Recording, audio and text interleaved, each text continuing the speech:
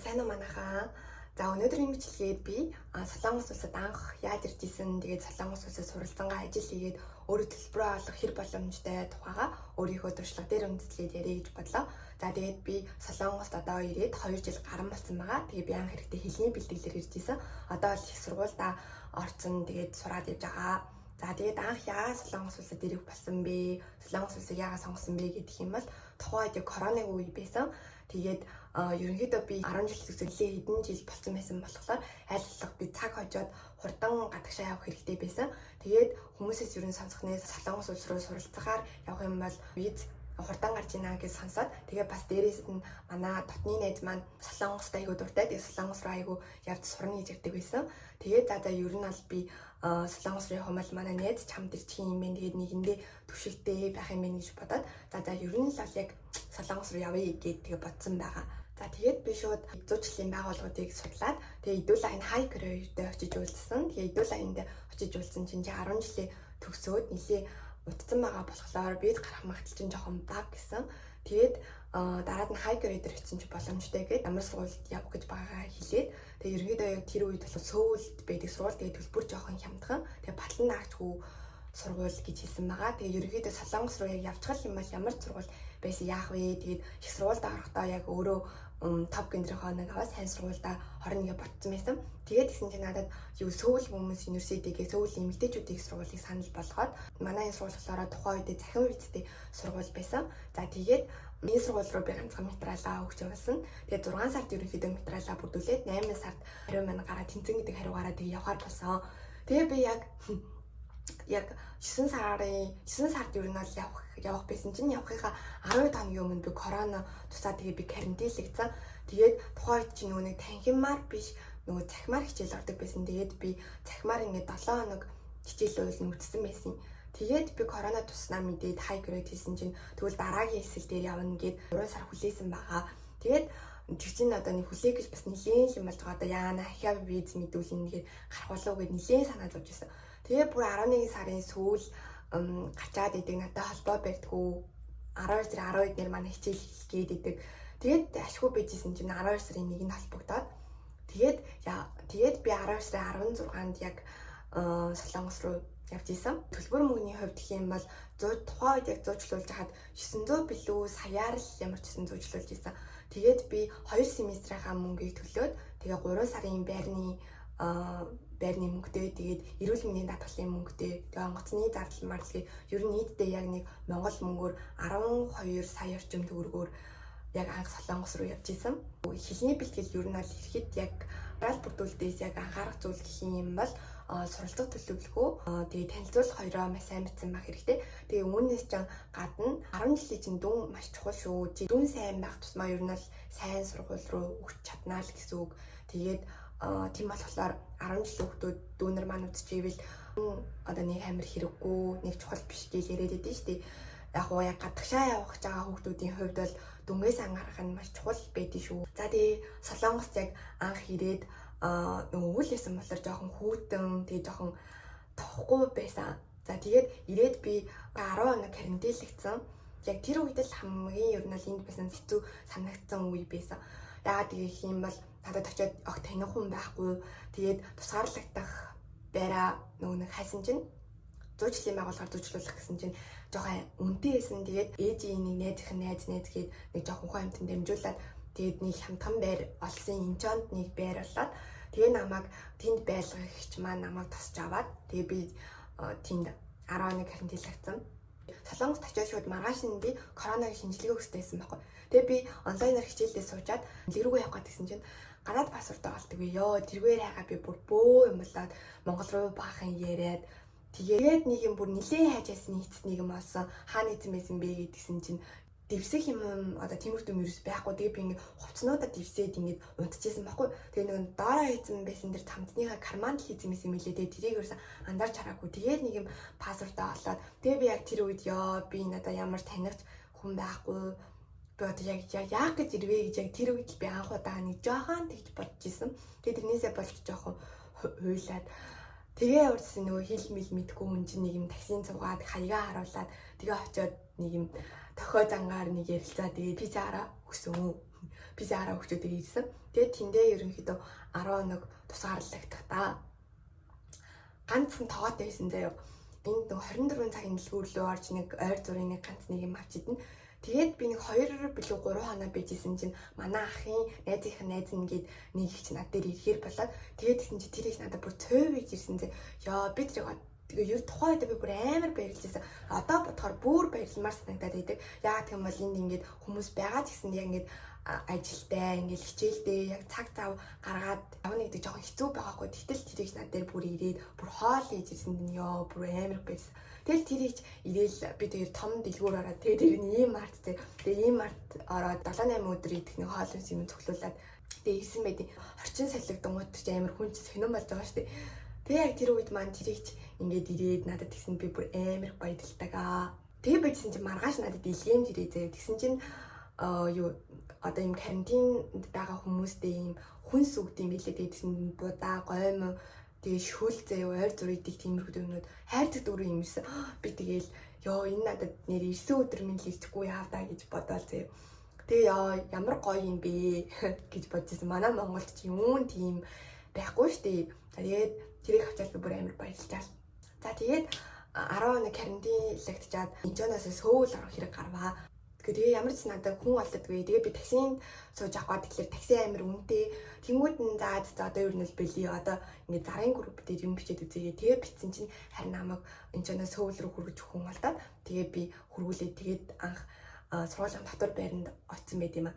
Уулын ингээд наан тийм нэг алслагдмал дөө тийм газар байсан. Тэгээ 3 давхар би тэгээ юу энэ одоо ямар газар вэ? Би ч одоо төсөөлөхдөө амарлаг өндөр том барилга руу ороод тэгэл тийм ээ гэж бодож байгаа шүү дээ. Тэгсэн чи яг тийм нэг нэлээд тийм нэг мухарцтай яв. Тэгээ 3 давхар тийм байшин байдаг байхгүй. Яана энэ мөн үү гэдгсэн. Тэгэл мөн л ийсэн мэлээ. Тэгээд байрны багш маань намайг тусаж аваад 3 сар дотор байранда амьдарсан байгаа. Тэгээ 3 сарын дараа би найз ирээ. Тэгээ би гадуур байр түрээслэж гарсан. Энд барьцаа мөнгө хэрэгтэй байдаг байхгүй юу? Тэгээ ерөнхийдөө нэг өрөө байр бол 1 саяас 3 саягийн хоорондох барьцаатай байдаг. Тэгээд саягийн түрээс нь болохоор нэг 350-аас 450-ийн хооронд бол байгаа хаа. Тэгээд би яг тухайд болохоор 1 саягийн барьцаатай. Тэгээд 550,000 оны түрээстэй байранд орж исэн. Нөгөө найзтайгаа яг хувааж төлж исэн болохоор бас гайгүй байсан. Дотор байранд байсан болохоор миний нөгөө цэнхэр үнэмлэх энтрийг цаанаас нь ингээд тэр хүмүүс зохицуулаад өгчт юм бэлий. Тэгээ ерөнхийдөө яг анх ингээд таньж мэддэг хүн байхгүй яг өөрөө ирэх юм бол дотор байранд ихний 1 семестр байгаад үзэн зүгээр гэж бодсон. Яг ингээд 3 сар байх хугацаанд Солонгосоо амьдралд жоохон тасаад тэгээд ирнэ. Тэгээд бас дотор байранд хамт байгаа roommate энтертэйгээ ер нь танилцаад жоохон найз мэдтэй болно. Эхний бэлтгэлийн нэр семестрийн төлбөр нь сая 400,000 вон байсан. Тэгээд намайг 4-р левелд байгаад 50,000 воноор нэмэгдээ. Тэгээд ер нь сая 450,000 вон байгаа. Одоо өөрчлөгдсөн хэсгийг бол сайн мэдэхгүй байна. Эхний бэлтгэл болохоор би 1-р төвшнөөс 6-р төвшин хүртэл сурсан байгаа. Тэгээд би болохоор анх хэрэгтэй үсгээл мэдээд жоохон уншдаг болоод ирсэн. Тэгээд эхний бэлтгэл дугаасаа нэг үсэг нэг 2 л өдөр үзнэ. Тэгээ ерөнхийдөө шууд уншаа авчдаг болохоор эргээсээ өмнө бас тэгээ цээжлээд уншиж чаддаг болоод ирвэл зүгээр юм билээ шүү. За тэгээ эхний бэлтгэл хичээл болохоор 1-5 өдөр хүртэл явна. Тэмүүтээ 2 ээлжтэй байна. 9-өөс 1 цаг тэгээд 1-5 хүртэл ордог хаа. Тэгээ би бол дандаа өглөөний ээлжинд байсаар байгаад ирсэн. Тэгээд 1-3 дугаар левел хүртэл ерөнхийдөө бол дэжгүй явдаг. Тэгээ 3-аас 6 дугаар төвшин хүртэл ер нь жоохон үгэн нэгсээ, дөрмөн нэгсээд жоохон чамаас хичээлийн хүчин чармайлт гаргана болохоор одоо 3-аас 6 дугаар төвшин хүртэл ер нь сайн хичээж сураарэ. Залхууралгүйгээр тухайн үед яг хичээлээ сайн хийгээд яваарэ. Би 1-р левелээсээ ямар солонгос хэл мэдгүй байгаа үедээ сурж байгаа штэ. Хүмүүс асуухдаа нөгөө огт хэл мэдгүй юм чинь хэр хичээлийн ойлгох бол гэж их асуудаг юм лээ. Хэлний бэлтгэлийн багш биднэрт маш ойлгомжтой зааж өгдөг. Ер нь бол баг тэнийг хүн ч ойлгохоор ер нь бол зааж өгдөг. Тийм болохоор ойлгохгүй байх үедээ гэж санаа зовох хэрэггүй. Чамд бол маш сайн ойлгуулж өгнө. Бас би ер нь хэлний бэлтгэл хэрэгтэй зөв сургуулаа сонгож ирсэн мэн гэж бодсон. Сөүл ер нь л ажлын ордоц ихтэй байдаг болохоор Сөүл сонгосон зүг болсон. Тэгээд бас бөрөө болохоор яг амархын нэг 7 хоногийн өмнө төлбөр авдаг. Би чи нөгөө 2 семестрийнхаа мөнгийг төлөөд ирсэн шүү дээ. Тэгээ үлдсэн семестрийнхаа мөнгийг би өөрөө мөнгө олох хэрэгтэй байсан болохоор тэр надад амар зүгээр санагдчихсэн. Тэр нэг сургуулиуд болохоор семестрийнх дундуур авд юм лээ. Семестрийн дундуур төлбөр төлөх ер нь бол жоохон хэцүү. Тэгээд надаа манай сургуулийн сурах бичиг амар их таалагддаг байсан. Одоо ингэ хэлний бэлтгэл хийж байгаа ингээд оюутангууд яг ингээд хоёр төрлийн зорилготой юм шиг санагдаад байдаг хөхгүй санагдсан. Тэгээд нэг нь болохоор яг үнэхээр сайн сургуульдаараа сайн боловсрол эзэмшээ гэж бодсон хүмүүс, нэг нь болохоор яг мөнгө хүрах гэж ирсэн хүмүүс. Тэгээ яг энэ хоёр хүмүүс ч хоорондоо зорилго нь өөр болохоор урж байгаа тэр хичин чармайлтны хүртэл өөр байдаг. Замын дундаасаа ингээд үнэхээр сурах гэж бодсон ч гэсэндээ үнэхээр бархаа байгаад тэгээд замаасаа болоод тий за ер нь бол зүгээр ажил хийгээ мөнгө хөрвүүлэх гэсэн хүмүүс ч гэсэндээ зөндөө байдаг. Тийм болохоор яг ингээд ирж байгаа бол ингээ анх хийсэн зорилгоо огт бити мартаарай. Яг үнэхээр сурах чивэл яг үнэхээр сайн боловсрол эзэмшээ гэж бодож ивэл хэлний бэлтгэл давтаа хэлээ маш сайн сураарай. Их сургууль ер нь бол ороход 4-р левелээс дээш ер нь сургуульд орж болдог. Сайн сургууль орё гэж бодох юм бол 5-р түвшин хүртэл ер нь бол явжвал зүгээр байх гэж бодсон. Тэгээ нэлээд жил гарan сурч ийн. Тэгээд жил гарan Солонгосын орчин ингээд байж байгаа болохоор хэл ер нь бол нэлээд айгуу сайжирсан байна. Тэгж орсон ч яг их сургуульд угаасаа орохоор үнэхээр бас юу ч мэдгүй юм шиг болтгоо л доо. Хэлний бэлтгэлийнхаа дүн болон эцэг маш сайн байх хэрэгтэй. Одоо их сургуульд орохоор нөө танилцуулах суралцах төлөвлөгөө авахгүй сургуулиуд их болсон байлээ. Тийм болохоор ерөнхийдөө чиний дүнгийн чинь харна гэсэн үг. За тэгээд төлбөрөө яг өөрөө олоод сурж байгаа хүмүүс амар их байдаг болохоор үнэхээр баг хаяадаа ингээд бүр амар хэцүү санагдаад ажиллах гэж ирсэн юм уу, сурах гэж ирсэн юм уу гэдэг бүр ялахгүй болтлоо энд бүр ажилдаг заяа. Тийм болохоор одоо бас ажил хийгүй л бол энд амьдрахгүй болохоор ажил хийсэн ч гэсэндээ хажуугаар нь хэлээ маш сайн сураарай, сурахтаа бас их цаг зарцуулаарай. Тэгэхгүй бол ганцхан ажил гэж яваад ах юм бол солонгос хэл чинь сайжрахгүй. Тэгээд 18-тэй гэл дөнгөж сургуулаа төгсөөд ирсэн хүмүүс байгаа шүү дээ. Тэр хүмүүс яг ээж аавынхаа хараанаас жоохон баг тэгээд жоохон юм задгай болж эхэлнэ. Тэгээд янз бүрийн ажилд гарна тэгэнгүүт ингээ янз бүрийн ах чинь нэртэй танилцсан. Тийм хүмүүсээ одоо зөв болж хөрлөөрөө гэж хэлмээр байна. Тэгэхгүй бол ингээд янз бүрийн юмд уруу татаад тэг ингээ буруу замаар ороод байгаа хүмүүс ч гэсэндээ бас баггүй харагдсан. Тийм болохоор энд ирж байгаа энд ирэхдээ найз нөхдөд зөв сонгоорой. Тэгээд чи угаасаа энд байх хугацаанд тэр хүмүүсээр хүрээлүүлж байх болохоор нийлэх хүмүүсээ ингээ зөв сонгосон бас надад зүгээр юм шиг санагддаг. За тэгээд хэлний бэлтгэл багтаа ажлын олдоц ер нь ажиллах тал дээр хэрвээ гэдэг юм бол за ер нь бол оюутангууд чинь шууд ирээд бол ажиллах хэрэггүй 6 сарын дараачаас бага ажиллах хэрэг нээддэг. Тэгээ эрхээ авч ажилдаг. Гэтэ ер нь ихэнх оюутангууд шууд нууцаар л ер нь л ажилдаг. Тэгэл зөөгч шидаан тэгэл зөөгч угаагч тэгэл эмэгтэй хэм бол тэгэл буудаал айлын цэвэрлэгээ гэл явчихна. Тэгээ эрэгтэйчүүд нь тайзны ажил, нураалт, айлын үлгэлт гэл ингээл янз бүрийн одоо юм хэцүү ажлууд байгаа. Анх угаасаа эрэхтэй ийм л ажлуудыг ин яа тэгвэл хэлээ сайн мэдгүй болохоор тэгэл иймэрхүү хэцүү ажлууд алднаа л гэсэн үг.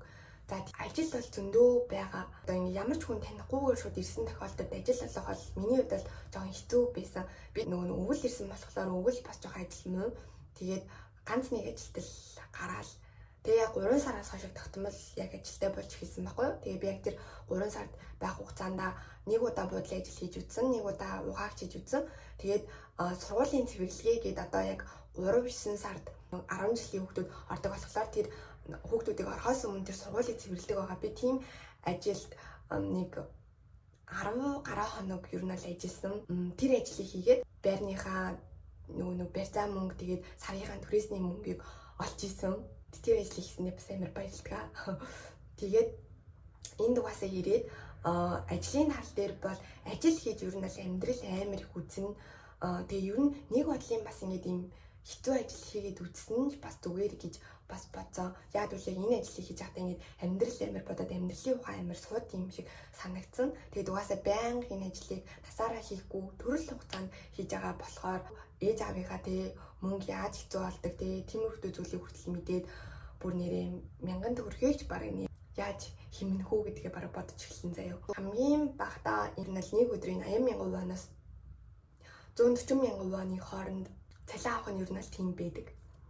Тэгээ янз бүрийн юм зарын группүүд бол байгаа. Тэгээд яг анх ингээд тэр зарын группүүд рүү ингээд орохоор залхахаар ингээд өмнө зөөгч яг хийж исэн юм өмнө чи буудлын ажил хийж үзсэн юм аа тэгвэл хийж исэн хаавна гэж мэгээр аяг хэцүү байдаг. Тийм болохоор ер нь таньдаг хүмүүсээрээ дамжуулаад ажил олсон зүгээр санагдсан. Тэгээ нэг удаа хэрвээ ажил орчих юм бол аль хичээд сайн ажиллаа. Тэгээд дараад нь тэр хүмүүст ингээд ажил байвал намайг гаргаад өгөөрэй ч юм уу те ингэж хэлээд тэгээ ажиллаа ер нь л гайгүй олох боломжтой. Тийм болохоор анханасаа иргэдээ маш их сэтгэлийн бэлтгэлтэй ирэх хэрэгтэй. Яг ирээд за ер нь л ямар зүйл болсон би чадна штэ гэж бодсон ч гэсэндээ яг цагаад болох юм бол аюу өөр байдаг заяа хэцүү байдаг. Гэтэ чи үнэхээр зорилготой тэгж ирсэн байх юм бол мэдээж бүх зүйл болно. Хэцүү зүйл байсан ч гэсэндээ болно. За тэгээ ерөнхийдөө бол би ингээд яг ингээд Солонгос тасаж байх хугацаанд найзтайгаа хамт байсан болохоор хоёр биений түвшигтэй амар байдаг байсан. За тэгээд одоо их сургуульд орсон талаараа жоох ярив. Их сургууль болохоор энд 2 семестртэй байдаг. 3 сард 9 сард гэсэн. Тэгээ би болохоор 9 сарын нийслэл дээр орсон байгаа. Тэгээд материалаа болохоор одоо энд нөгөө 2 сар марын өмнө бараг өгдөг болохоор тэрнээс өмнө материалаа бүрдүүлэх хэрэгтэй. Их сургуульд орохдоо юун дээр анхаарах вэ гэх юм бол тэтгэлэг авъя гэж бодож ивэл топ оноогоо сайн авах хэрэгтэй. Би бол их сургуульд орохдоо бас зуучлуулж исэн. Тэгээд ерөнхийдөө би яг энд сурна гэсэн зорилготой ирсэн болохоор ерөнхийдөө сайн сургуульд орё гэж бодсон. Тэгээд хувь хүнээр зуучлуулсан байгаа. Тэгээ би бодгал импо гэдэг энэ бодгал хичээр зуучлуулж байсан. Тэгээд эсээгээ нэлийн сайн бичих хэрэгтэй байсан учраас бодгал хичтэй холбогдсон байгаа. Би одоо болохоор их сургуульда Кёхидэ буюу энэний медиахва гэдэг мэргэжлэр сурж байгаа. Тэгээ медиаг нь болохоор ерөнхийдөө entertainment тал руугаа явна гэсэн үг. За тэгээ манай сургуулийн болохоор нэг семестрийн мөнгө нь болохоор 4 сая 300 мянган вон. Тэгээ ерөнхийдөө ингээд мэргэжлээс хамаарат төлбөрүүд бүгд өөр байгаа. Тэгээ манай төлбөр болохоор 4 сая 300 мянган вон. Их сургуульд ороод тэгээ ямар байсан талаар сэтгэл юм бол нэр үнэхээр хэцүү байсан. Бүр өдөр шөнөгүй уйлмаар л санагдсан. Тэгээд шууд ингээд солонгос хүүхдүүдийн дунд ингээд орчхоор жоохон хэцүү байд юм билээ.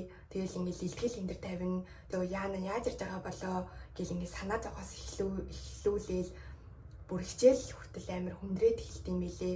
Угаасаа эхний баг семестрээс юу ч ойлгохгүй. Одоо ч гэсэндээ бүрэн гүцэд хичээлээ баг нэг ойлгодоггүй заяа. Тэгээ угаасаа нэгэн талаа ингээд орцсон болохоор тэгэл юм билий чаднаа л одоо угаасаа тэгэл бүхэндээ угаасаа эвлэрэн зөгцдөг юм билий. Одоо бол би эхний семестрээ бол төгсөөд одоо 2 дугаар семестр 1-р курсын 2 дугаар семестрт явж байгаа байхгүй. Эхний семестртээ ямар хэцүү байдгийг ойлгосон болохоор одоо хэцүү байгаа ч гэсэндээ ерөнхийдөө тасцсан. Тэгээ ер нь бол их сургууль оронгууд хэлний бэлтгэлдээ ямар их жаргаж ийсэн ойлгод юм билий. Хэлний бэлтгэлд ингээл багшин дээр бидний хөр халамжлал тиймэрхүү юм байдаг байсан чинь их сургуульд бол ингээл ерөөс тоохгүй зүгээр л нэг оюутан за бараг намайг бараг амар олон хүмүүс угаас байгаа юм чи тэр дундаас намайг байгаа байхгүй ч бараг мэдэхгүй заяа. Тэгээд тийм болохоор их сургуульд ер нь л эхний семестр бол амар хэцүү байсан. За тэгээд тэтгэлгийн талаар ярих юм бол чирээ топ оноогоо сайн авах юм бол тэтгэлэг сайн авч орно. Тэгээд манай сургууль болохоор топ 5-аас дээш тэтгэлэг өгсөн болохоор би тэтгэлэг авч чадаагүй орсон. Тэгээд би яг эхний бэлтгэл байж байхдаа топ гэгээ 2 л удаа өгсөн. Эхний удаа 3 аваад дараад нь 4 аваад тэгээд энэ сургуультай би топ 4-т орсон байгаа. Эхний семестрээ төгсөөд тэгээд дөнгөний тэтгэлэг сайн аваад нэг 25 орчим хувийн тэтгэлэг бол авсан байгаа. Тэгээд сургууль болгоноос ч угаасаа сургуулиас нь шалтгаалаад дөнгөний тэтгэлэг тэгээд өөр сангийн тэтгэлэг зөндөө олон тэтгэлгүүд байгаа. Чи тэгээд угаасаа мэдээж сайн сурч чадах юм бол тэтгэлэг бол авах боломжтой. Гэхдээ миний хувьд бол яг одоо энэ сурж байгаа сургууль маань ингээд тэтгэлэг жоохон бага өгд юм шиг надад санагдсан. Одоо л болохоор би зөөгч идэг байхгүй юу. Тэгээ ерөнхийдөө энэ ажлыг хийгээд би бараг жил гарсан болж байгаа. Тэгээ би ер нь шууд хэлний бэлтгэлдээсээ бараг ирээл энэ ажилд орсон жоохон шөнөөр ажилдаг юм жоохон хэцүү байдаг ч гэсэндээ ерөнхийдөө энэ тасцсан болохоор төлбөрөө төлөө тэгээд байрныхаа түрээс ерөнхийдөө бас бус зарлуудаа ер нь бүгдийг болгочдөг. Тэгээ ер нь л одоо би ингэ сураад ингэ явж байгаа. За тэгээд Солонгос улсад ирээд одоо ингэ сураад явж байгаагийн хувьд бол суралцангаа ажил хийгээд өөрөө төлбөр олох хамгийн боломжтой улс гэж бол би харсан. Гэтэ энэ бол бас тийм амар биш. Одоо энэ улсад ирэх юм бол хэтэрхийх ажлын төлөө явдаг. Тэр нь одоо сул тал болж магадгүй, эсрэгээрээ бас сул тал болж магадгүй. Ингээд нөгөө сая ярьсанчлаа сураад байгаа, ажиллаад байгаа нь юусэн мэдэгддэггүй гэдэг байгаа шүү дээ. Тэгээд тийм болохоор хэтэрхийх ажиллаад байгаа нь жоохон сул тал болдог гэж магадгүй. Гэтэ энд бол яг ингээд яг иймэрхүүдүүд яг энэ циклээр яваад явж байгаа зөндөө олон оюутнууд байгаа. Тэр оюутнуудыг бүр үнэхээр бахархахын аргагүй. Тэгээд айгүй мундаг хүүхдүүд зөндөө байдаг. Тэгээд өөртөө ингээгоо тэтгэлэг аваад өөртөө өгөх ачааллаа багасгаад явж байгаа оюутнууд ч гэснээр бас их байдаг. Тэгээд ер нь аль миний ярих юм бол ингээд дуусчих. За тэгээд ерөнхийдөө Солонгос улсыг сонирхоо, Солонгос улсад яг ирья гэж бодох юм бол маш сайн бодоорой. Яг өөрийнхөө зардлаар ингээд ирнэ гэж бодох юм бол энд маш их ажил хийнгээд суралцах болно. Тэгээд аль алийг зохицуулаад хийж чаднаа гэсэн сэтгэлийн бэлтгэлтэй ирээрээ. Тэгээд бөөнөрөө гоё те энэ хэмээн аваад тэгээд гоё сургуулаа төгсөөд гоё мэрэгчлээ болоод Монгол руугаа гоё явцгаая. Өөр асуулт байх юм бол доор бичээрэй. Тэгвэл чадгаараа хариуллаад өгнө. За тэгээд энэ хүртэл ингээд бичлэгийн маань үзсэнд баярлалаа. Тэгээд дараагийн бичлэгээр уулзъя. Баяртай.